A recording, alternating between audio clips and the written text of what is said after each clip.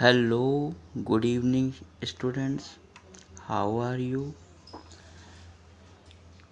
Dear students, आज हमने बहुत ही इम्पॉर्टेंट टॉपिक जो कि सीबीएसई, आईएससी और यूपी बोर्ड में सबसे इम्पॉर्टेंट टॉपिक है मैथ्स का, क्लास 12 के बच्चों के बोर्ड के एग्ज़ाम देने के लिए, इंटीग्रेशन, समाकलन।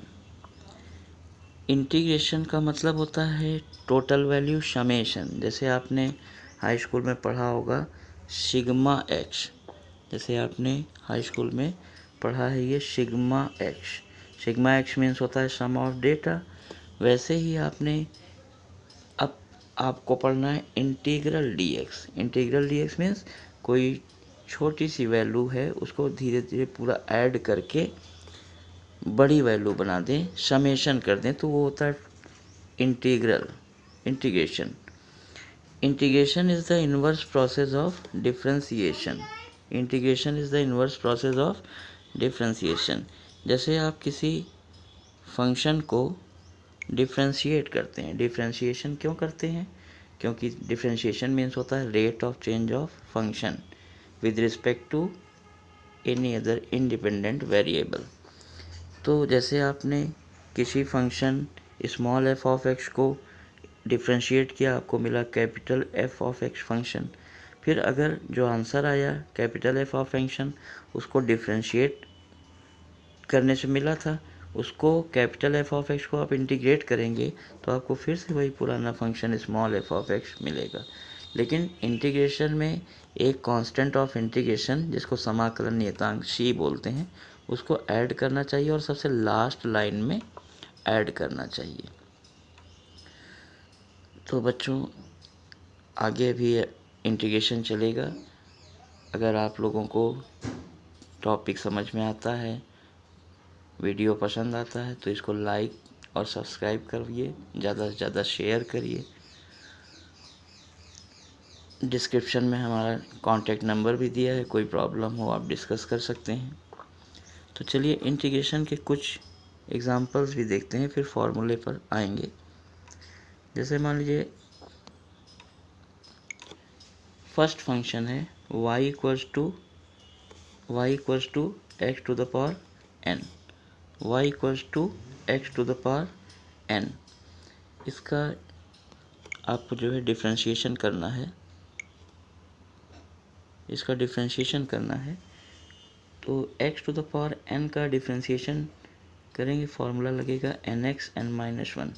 तो जैसे मान लीजिए y equals to x to the power 6 दे दिया, तो यहाँ n की जगह 6 है, तो इसमें जब आप डिफ्रेंशिएट करेंगे तो x to the power n का फॉर्मूला लगाएंगे तो हो जाएगा 6x to the power 6 minus 1, 6x to the power 5।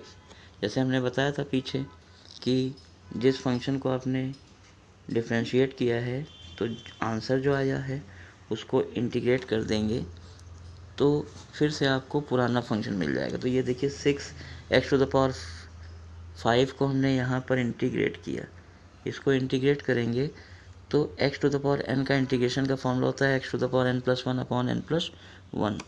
तो ये आपको मिल गया x to the power 5 plus 1 upon 5 plus 1। और जब इंटीग्रेशन हो जाए तो सबसे लास्ट लाइन में प्लस सी ऐड किया जाता है। तो ये 5 प्लस 1 अपॉन में 6 हो गया, 6 कैंसिल हो गया, x to the power 6 plus c. ये c क्यों ऐड हो गया? जबकि यहाँ पर तो फंक्शन में c नहीं था, लेकिन इंटीग्रेशन में c इसलिए ऐड हुआ, ये सपोज करते हैं कि कोई कांस्टेंट रहा होगा, उस कांस्टेंट का डिफरेंशिएशन 0 हो गया होगा, इसलिए उस कांस्टेंट को फिर से एडजस्ट करने के लिए कांस्टेंट ऑफ इंटीग्रेशन को ऐड करते हैं। अब जैसे दूसरा एग्जांपल है y equals to sine x, इसको डिफ्रेंशिएट करेंगे तो डी बाई डी एक्स दोनों साइड लगा के, d by d x is the operator of differentiation, तो d by d x sine x का डिफ्रेंशिएशन कॉस एक्स। जैसे ही डिफ्रेंशिएशन हो जाएगा तो ये d by d x operator हट जाएगा। इसी तरह अब जैसे आंसर आया कॉस एक्स, इस कॉस एक्स को आप इंटीग्रेट करिए तो integral cos d x equals to cos x का integration sine x plus c add कर देना है। इंटीग्रेशन में हमेशा लास्ट लाइन में सी ऐड करना है। अब देखिए सम इम्पॉर्टेंट फार्मूला, इंटीग्रेशन के सम इम्पॉर्टेंट फार्मूला, जितने ज़्यादा आप इम्पॉर्टेंट ये फार्मूले याद रखिए उतने ही अच्छे से आपको इंटीग्रेशन आने लगेगा। जैसे मान लीजिए फर्स्ट फार्मूला जो बहुत लगता है, integral of x to the power n dx, x to the power n का integration x to the power n+1 upon n+1। Second formula integral e to the power x dx, e to the power x का integration e to the power x ही होता है। Third formula a to the power x dx, a to the power x का integration a to the power x upon log a बेश ही a की जगह कोई number जैसे 2 है, 5 है या 10 है हो सकता है, a कोई कांस्टेंट है। 1 अपॉन x का इंटीग्रेशन लॉग x है। यही फॉर्मूले अपोजिट साइड में लगते थे, जैसे log x का डिफ्रेंसिएशन 1/x होता है तो 1/x का इंटीग्रेशन log x होता है। ऐसे ही और आगे चलते हैं तो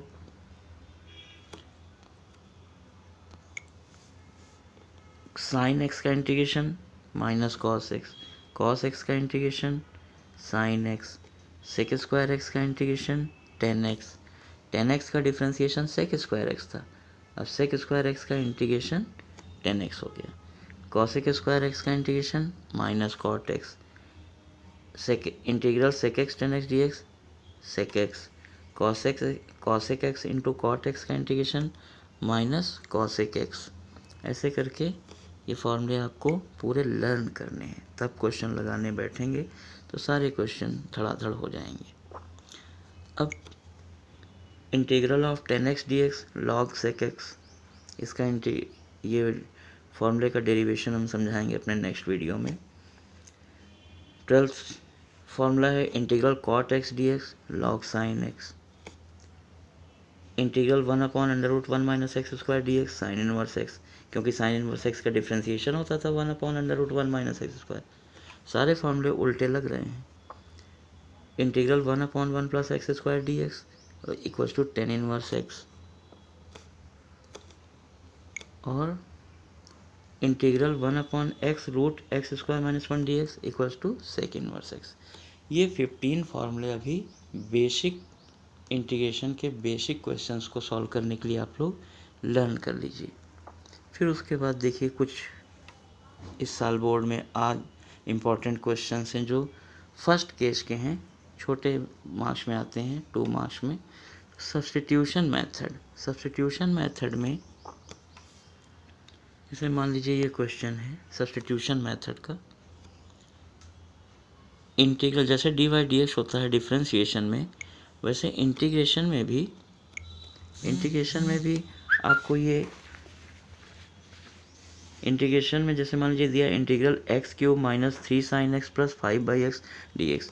इस क्वेश्चन में 3 टर्म्स हैं, तो जब इंटीग्रल है वो तीनों टर्म में अलग अलग सेपरेटली डिस्ट्रीब्यूट हो जाएगा, और डिस्ट्रीब्यूट होने के बाद तीनों टर्म के अलग अलग इंटीग्रेशन के फॉर्मूले लगा दिए जाएंगे।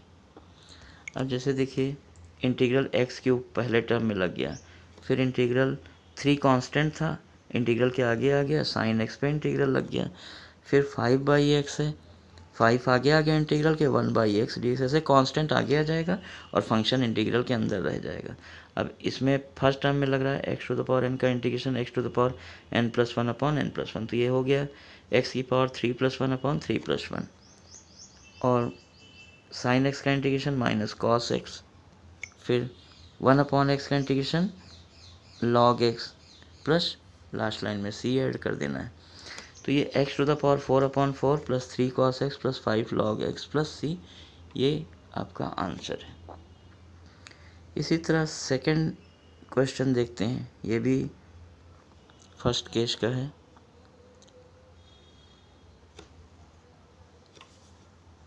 अब जैसे इसमें दिया है इंटीग्रल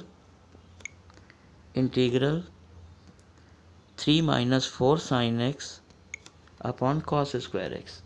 कभी भी इंटीग्रेशन में ऐसे क्वेश्चंस हों जिसमें ऊपर 3 या 2 टर्म हो और नीचे डिनोमिनेटर में सिंगल टर्म हो, तो उसको केवल एक ही तरीका है, सारे न्यूमरेटर के टर्म्स को डिनोमिनेटर से अलग अलग डिवाइड कर देते हैं। तो 3 को भी हमने कॉस स्क्वायर एक्स से डिवाइड कर दिया और 4 sin x को भी कॉस स्क्वायर एक्स से डिवाइड कर दिया। तो फर्स्ट और इंटीग्रल को दोनों टर्म में भी डिस्ट्रीब्यूट कर दिया। 1/3 कांस्टेंट आगे आ गया इंटीग्रल के और 4 कांस्टेंट दूसरे टर्म से आगे आ गया। 1/cos² sec² x होता है और साइन अपॉन कॉस एक 10x बन गया और एक कॉस जो अपान में था वो ऊपर जाके sec x बन गया। तो ये इंटीग्रेशन अब हो गया 3 integral sec² x dx minus 4 sec x 10x dx। पीछे जो 15 फॉर्मूले हैं उसमें ये sec² x का इंटीग्रेशन देखिए 10x होता है, sec x इंटू 10x का इंटीग्रेशन देखिए 4 sec x होता है। तो ये आपका आंसर आ गया 3 10x minus 4 sec x plus c।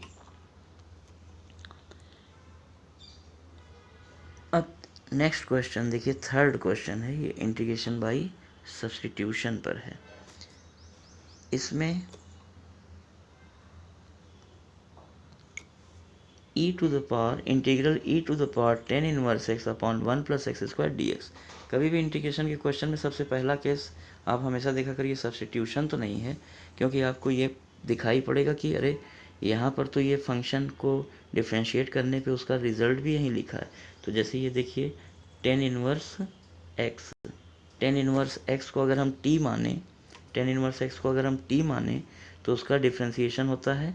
जब भी आप सब्स्टिट्यूशन करेंगे तो जिसको लेट करेंगे t उसको डिफ्रेंशिएट करेंगे। तो 10 इनवर्स x को t माना तो उसका differentiation 1/1 plus x square d x को लेके क्या बन गया dt। तो ये इतनी वैल्यू dt बन गई। 10 इनवर्स x को t माना तो 1/1 plus x square d x को लेके बन गया dt। तो अब ये कन्वर्ट हो गया e टू द पावर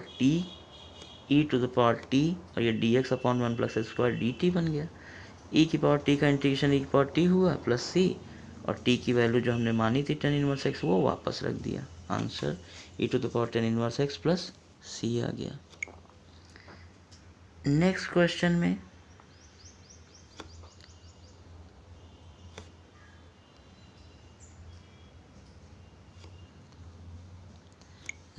है integral cos root x upon root x d x. इसको देख के लग रहा है कि रूट एक्स को, वो भी न्यूमरेटर में जो cos के साथ जो रूट एक्स है, इस रूट एक्स को t माना गया। तो रूट हटाने पे पावर x की पावर n हाफ लगता है। x की पावर n का डिफ्रेंशिएशन करेंगे, जब भी t माने तो उसको डिफ्रेंशिएशन करेंगे। तो x की पावर n का डिफ्रेंशिएशन nx n माइनस 1 लगाया तो आ गया 1/2 x to the power minus 1/2 dx। x की पावर -1/2 है, उसको डिनोमिनेटर में लाएंगे +1/2 होगा और उसको हटा के रूट लगा देंगे। तो 1/√x dx 2 चला गया dt में मल्टीप्लाई हो गया। तो ये जो dx जैसे पिछले क्वेश्चन में था, ये dx अपॉन रूट एक्स ये बन गया 2 dt और cos रूट t को t माना था, ये आ गया cos t का इंटीग्रेशन साइन t होता है तो 2 साइन t प्लस c और t की वैल्यू हमने रख दिया 2 sine root x plus c। ये फिफ्थ क्वेश्चन है। फिफ्थ क्वेश्चन में देखिए दिया है integral x square upon 1 plus x to the power 6 dx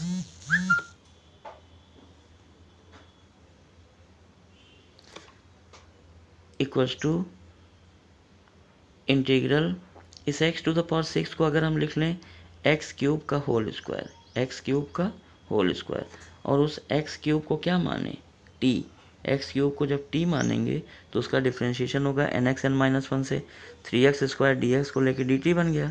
x square dx 3 divide में भेज दिया 1/3 dt। तो ये देखिए यहाँ पे x स्क्वायर dx हो गया 1/3 और dt और नीचे x³ को t माने थे तो 1 प्लस टी स्क्वायर है। 1/1 प्लस टी स्क्वायर का इंटीग्रेशन होता है 10 इनवर्स t प्लस c और 1/3 10 inverse x³ plus c। t की वैल्यू हमने x³ वापस यहाँ रख दी, आंसर आ गया।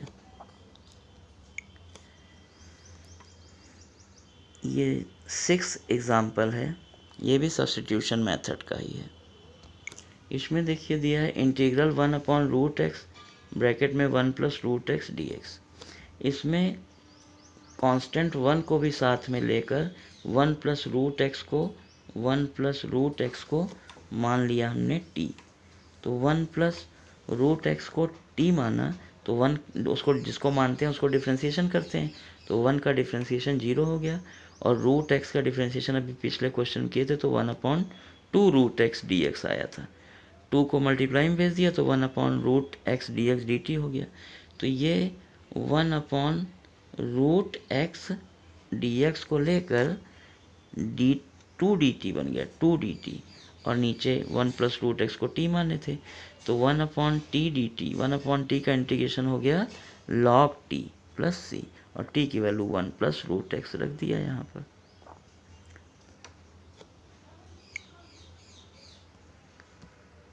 अब एक छोटा सा और टॉपिक है, वो भी इंटीग्रेशन का ही है, बस इसमें अपर और लोअर लिमिट रहेगी।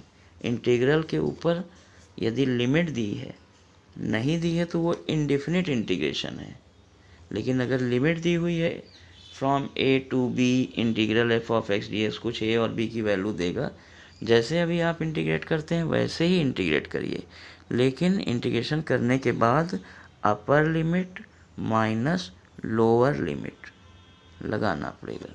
और इसमें डेफिनेट इंटीग्रेशन में कांस्टेंट ऑफ इंटीग्रेशन ऐड नहीं करते हैं। जैसे यहाँ पर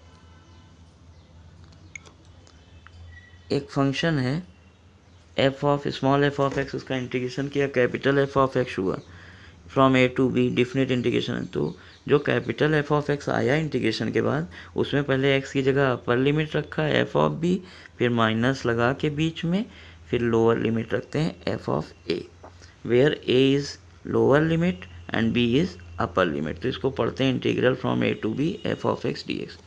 अब इसी पर बेस्ड देखिए ये क्वेश्चन है, फर्स्ट एग्जाम्पल है x⁻³ integral from 1 to 2 x³ dx। x⁻³ का इंटीग्रेशन करना है, x⁻n का इंटीग्रेशन होता है x⁻n+1/n+1, उससे ये हो गया x⁻³ + 1/3+1, x की पावर 4/4 हो गया, और लिमिट है 1 to 2। पहले x की जगह अपर लिमिट रखे तो 2 की पावर 4/4, फिर x की जगह माइनस बीच में एक अपने से लगा के फिर x की जगह लोअर लिमिट 1 रखा गया। तो 2 की पावर 4 हो गया 16/4, 16/4, और माइनस 1 की पावर तो कुछ भी हो 1 ही रहता है, 1/4, फिर 4 एलसीएम ले लिया, हो गया 15/4, आंसर आ गया। तो ये डेफिनेट इंटीग्रेशन है, इसमें कोई फंक्शन नहीं आता, एक कांस्टेंट वैल्यू आती है, क्योंकि ये फिक्स है कि कहाँ से कहाँ तक इंटीग्रेशन करना है। अब ये दूसरा क्वेश्चन है डेफिनेट इंटीग्रेशन का, इंटीग्रल फ्रॉम 0 to π/2 ब्रैकेट में sin x minus cos x dx। sin x का इंटीग्रेशन हमने किया minus cos x, minus cos का इंटीग्रेशन किया sin x, और लिमिट लगा दिया 0 to π/2, lower limit 0, upper limit π/2।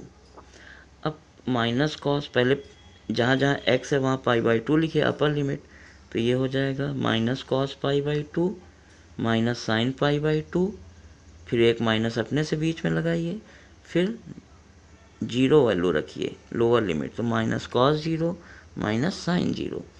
अब cos 90 हो गया 0, साइन 90 हो गया 1, cos 0 की वैल्यू है 1, और डबल माइनस प्लस हो गया, और साइन 0 होता है 0। तो ये -1 और ये +1 कैंसिल होकर आंसर आ गया 0। ये डेफिनेट इंटीग्रेशन है। तो आज के वीडियो में बस इतना ही। उम्मीद करते हैं कि आप लोगों को समझ आया होगा। सब्सक्रिप्शन में हम आपको अपना मोबाइल नंबर प्रोवाइड करा देंगे, आप हमसे कांटेक्ट कर सकते हैं। कहीं कोई डाउट्स हों या कोई नए क्वेश्चंस हों, उसको कमेंट बॉक्स में आप पूछ सकते हैं। और इस वीडियो को ज़्यादा से ज़्यादा लाइक और शेयर करिए और सब्सक्राइब कराइए। सब्सक्राइब करने के बाद आपको नोटिफिकेशन, जब भी हम कोई नया वीडियो डालेंगे, इंटीग्रेशन अभी कंटिन्यू है, ये पार्ट ए था, ऐसे ही अभी 5 या 6 पार्ट्स हम और आगे लॉन्च करेंगे, तो वो वीडियो के नोटिफिकेशन तुरंत आपको मिल जाएंगे। तो आप इस चैनल को, हमारे चैनल को सब्सक्राइब कर लीजिए और बेल आइकन को भी प्रेस कर दीजिए, जिससे आपको लेटेस्ट वीडियो अपडेट मिलती रहे हमेशा। आपकी बोर्ड परीक्षाओं के लिए आप सभी 12th के बच्चों को शुभकामनाएं देते हुए यहाँ पर मैं अपना वीडियो समाप्त करता हूँ। धन्यवाद। Good night.